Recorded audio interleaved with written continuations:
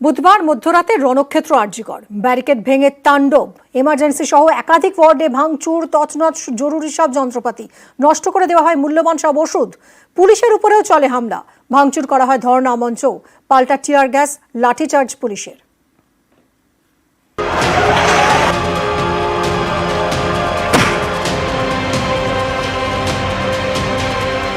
দুটো ফ্লোর পুরো ভেঙে দেওয়া হয়েছে, মেডিসিনগুলো লোপাট করা হয়েছে এবং যত ইনফ্রাস্ট্রাকচার, ইকুইপমেন্টস, ইনজেকশন থেকে শুরু করে যা যা লাগে টোটালটাই ধ্বংস করা হয়েছে।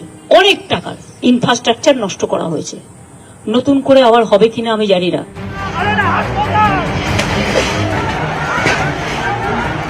হাসপাতাল, কিন্তু কে কার কথা শোনে? বুধবার রাতে হাসপাতালেই চলল যথেচ্ছ ভাঙচুর। বুক চিতিয়ে তাণ্ডব লীলা থামানোর চেষ্টা করলেন কেউ কেউ।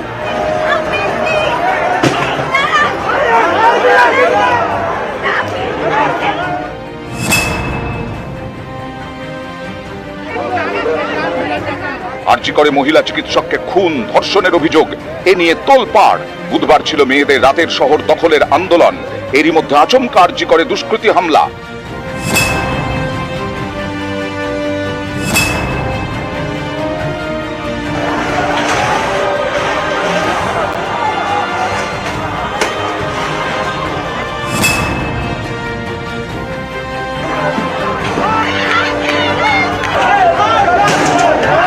এমার্জেন্সির ভেতরে চলে তাণ্ডব।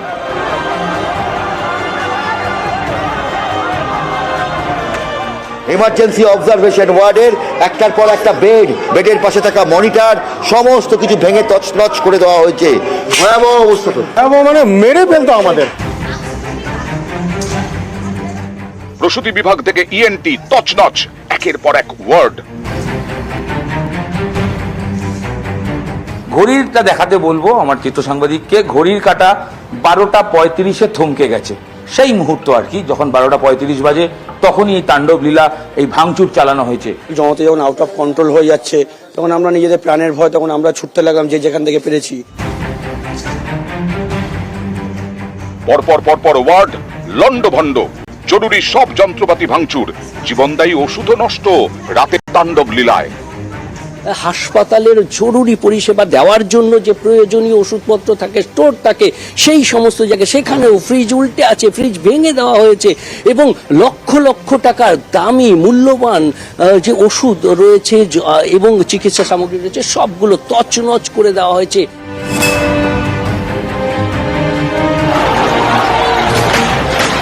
শুধু হাসপাতালের ভেতরে নয়, বাইরেও চলে তাণ্ডব।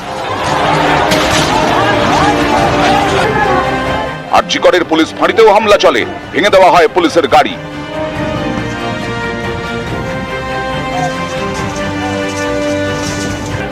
পাল্টা অ্যাকশনে নামে পুলিশ।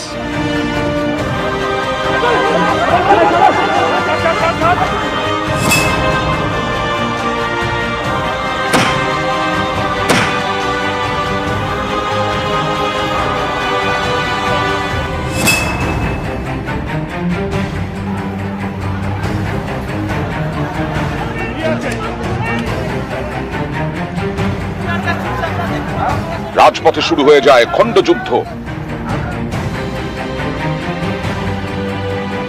জখম হন একাধিক পুলিশ কর্মী।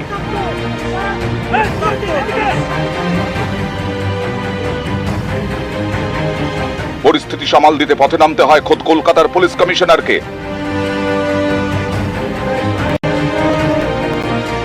প্রায় 2 ঘন্টা পর পরিস্থিতি নিয়ন্ত্রণে আসে।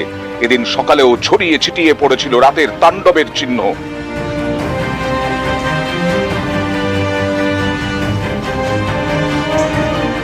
কয়েক কোটি টাকার ক্ষয়ক্ষতি হয়েছে হাসপাতালের। কবে এই এমার্জেন্সি ডিপার্টমেন্ট স্বাভাবিক অবস্থায় আসবে তা নিয়ে সন্দিহান এখানকার চিকিৎসক, নার্স, স্বাস্থ্যকর্মীরা। এখন যেটা ইম্পর্টেন্ট কাজ, আমরা ইমার্জেন্সিটা অলরেডি ট্রমা কেয়ারের ইমার্জেন্সিতে শুরু করেছি। আরজিকরে কিন্তু রোগীর পরিষেবা আগেও চলেছে। নিউজ 18 বাংলা।